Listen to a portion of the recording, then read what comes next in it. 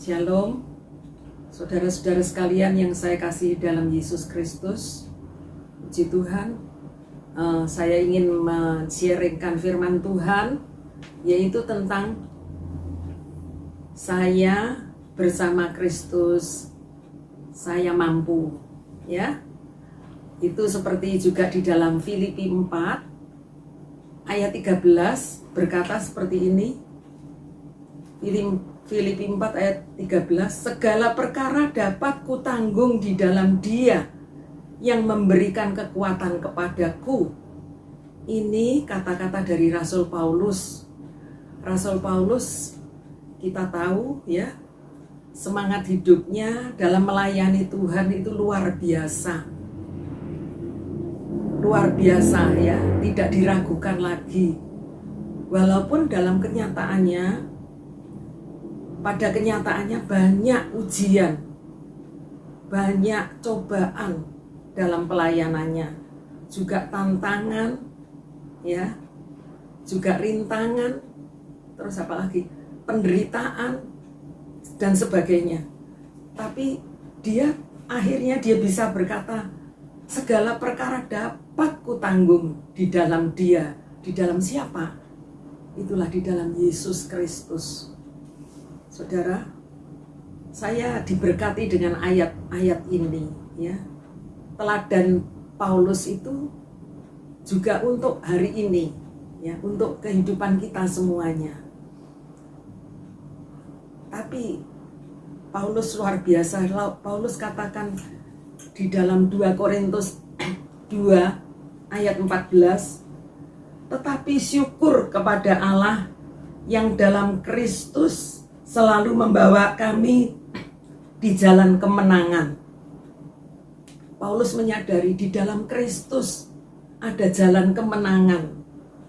Dengan perantaraan kami, dia katakan, ia menyebarkan keharuman, pengenalan akan Dia, akan Yesus Kristus kemana-mana. Ya, jadi dengan kemenangannya bukan karena dia mampu, dia kuat, mampu, bisa, atau pandai. Tidak, tetapi karena kemenangan itu datangnya dari Dia sendiri, kemenangannya. Nah, saudara, untuk meraih kemenangan pasti ada perjuangan, ya, gitu ya. Pasti ada perjuangan, dan perjuangan itu tidak mudah. Seperti suatu pertandingan, seperti gelanggang pertandingan. Jadi perlu tekad yang kuat, saudara. Karena apa? Kalau kita baca di dalam 2 Korintus 2, di situ ada banyak ayat-ayat yang memberkati. Saya di sini saya dapatkan ayat 11, 2 Korintus 2 ayat 11, supaya iblis jangan beroleh keuntungan atas kita, sebab kita tahu apa maksudnya. Iblis itu mau mengambil keuntungan atas diri kita. Apa maksudnya? Apa kita tahu maksud iblis? Kita apa tahu maksudnya? Saudara, seringkali bukankah dalam kehidupan yang kita alami, kalau semuanya baik-baik aja ya puji Tuhan, tidak ada apa-apa. Tapi pada saat kita menghadapi sesuatu yang kita sendiri tidak habis pikir, kita berduka ya, kita mengalami kekecewaan, kita bertanya-tanya, di mana Tuhan? Kenapa Tuhan? Mengapa harus seperti ini? Dan lain sebagainya. Lalu di sana timbul keraguan-raguan. Tuhan, apa cinta saya ya? Tuhan, apa mendengar doa kami ya? Seperti yang kami alami. Ya, maaf saya tidak mau apa, tapi itu yang menjadi pengalaman saya. Berhari-hari ya, setelah Om dipanggil Tuhan, kami mengalami begitu berat, walaupun itu tidak bisa diulangi atau dibatalkan ya, apa yang kami alami. Tapi itu menjadi satu kekecewaan, satu rasa penyesalan seperti itu. Sampai saya telepon, saudara, ke dokter saya telepon, ke hamba Tuhan saya telepon, ke saudara saya telepon ya. Jawabannya sudah, tidak usah disesalkan, semua yang terbaik sudah dilakukan. Tapi yang terbaik yang bagaimana? Saya melihat orang yang di rumah semuanya baik, didampingi keluarga, aduh saya menyesal. Sampai itu berhari-hari dan saya sakit, saudara.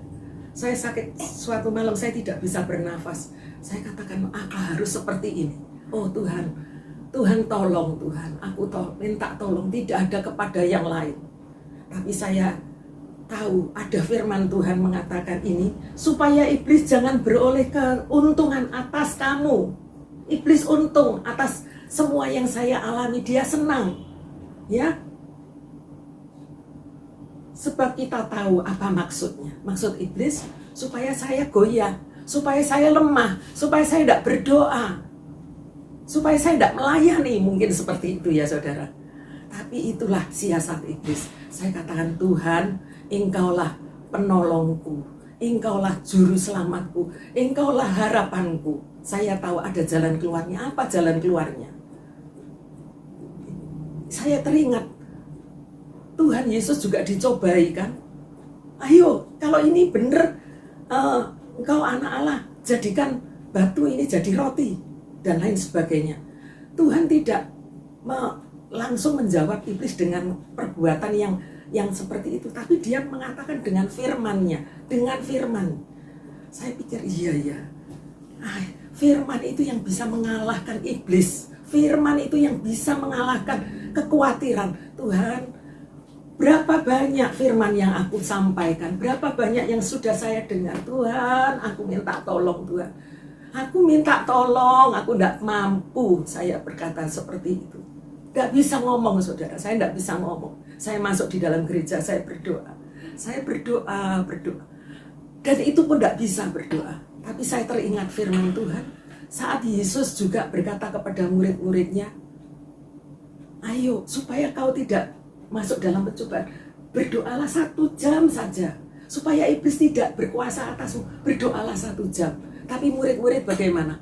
Karena beratnya itu tidak diingat perkataan Tuhan itu. Mereka tertidur, mereka sudah tidur, lebih enak tidur. Saudara, itu yang dialami. Saya seperti itu saudara, beberapa hari, tapi saya katakan, Tuhan, saya tidak mau seperti ini. Aku minta Tuhan, kalau Engkau memiliki firman Tuhan, kalau murid-murid harus berdoa, saya mau Tuhan. Dan saya percaya saudara, pengalaman-pengalaman ini juga terjadi atas kehidupan kita semua. Saya tidak tahu apa yang sedang saudara hadapi, ya, langkah-langkah apa yang perlu kita ambil saat itu. Atau kita menyerah, tetapi kita akan berdoa dan bersekutu dengan firman Tuhan. Ya, sebagai ayat terakhir ada di dalam 2 Korintus 3 ayat 5. Dengan diri kami sendiri, kata Paulus itu, ya, kami tidak sanggup untuk memperhitungkan sesuatu seolah-olah pekerjaan kami sendiri. Tidak. Kesanggupan kami adalah pekerjaan Allah. Paulus bisa menghadapi semuanya itu tetap kuat, tetap melayani Tuhan, tetap semangat, tetap memberitakan Injil. Bukan kekuatanku sendiri, tidak, tapi karena kemurahan Allah. Ya, saya percaya, mari saudara ingat, iblis mencari keuntungan atas kita. Tuhan Allah merancangkan hal yang baik. Iblis memberikan kekhawatiran. Jadi Allah dan iblis ini berlawanan. Tapi Tuhan katakan, ya, kenakanlah perlengkapan senjata Allah. Kenakanlah supaya kamu dapat bertahan melawan tipu muslihat iblis ini. Kenakanlah.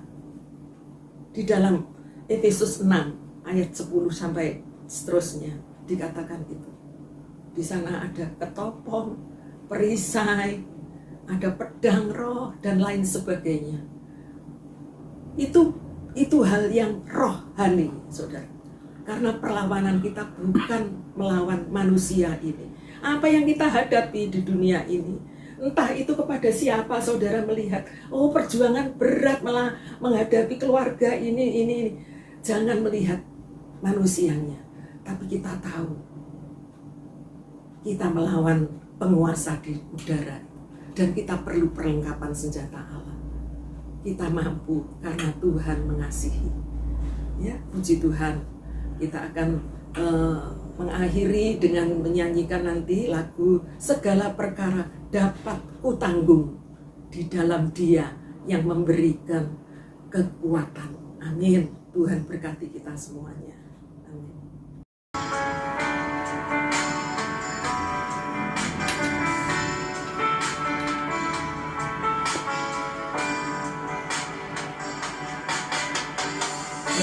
Allah yang selalu setia memenuhi keperluanku, tak pernah Dia mengecewakan. Yesusku tak pernah gagal. Perkara ku tanggung di dalam Dia yang memberi kekuatan. Kita sama-sama menyanyi. Tuhan Yesus penolong dan sahabat, tetap percaya Tuhan setia. Kita nyanyikan penolong yang selalu setia. Penolong yang selalu setia, memenuhi keperluanku, memenuhi keperluanku. Tak pernah Dia mengecewakan, tak pernah Dia mengecewakan. Yesusku tak pernah gagal, Yesusku tak pernah gagal. Segala perkara dapat ku tanggung. Kita nyanyi sama-sama. Di dalam Dia